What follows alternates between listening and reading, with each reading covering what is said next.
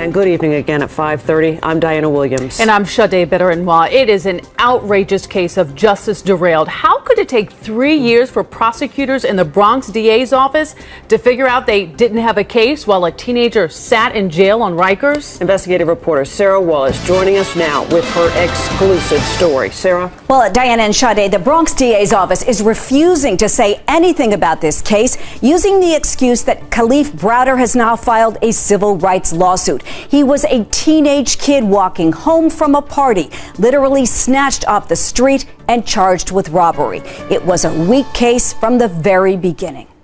I spent 3 New Year's in there, 4 of my birthdays. I spent a lot of holidays in there. 20-year-old Kalief Browder may be physically free, but mentally he is still trapped behind bars on Rikers, where every day was a battle to survive. In May of 2010, he was a 16-year-old 10th grader walking home on Arthur Avenue in the Bronx after a party. The guy comes out of nowhere and says I robbed him. And I do 3 years, over 3 years, for something I didn't even do. Browder's family couldn't make the $10,000 bail on the robbery charges, and he had a legal aid attorney. Browder is now represented by a civil rights law firm. What was bad about this case? Pretty much everything. One witness identification from a stranger, no evidence, no property recovered. Months turned into years. He tried to commit suicide several times. It was just all boiling in my head to the point where I had to just grab my head, like I can't take it. He missed his sister's wedding, the birth of his nephew, and so many family events.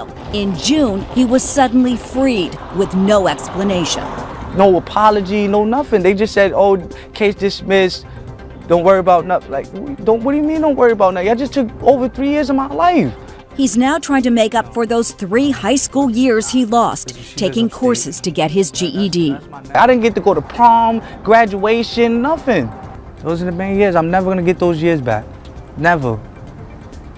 Never. Browder is trying to move forward. He expects to get his GED by the end of the year and is desperately trying to find a job, any job.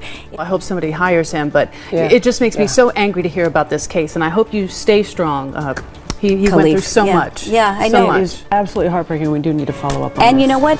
He's not alone. That maybe not this long, but there are other cases where the system is just delayed and derailed. It's not right. It's not right at all. Thank you, Sarah. Thanks, Sarah.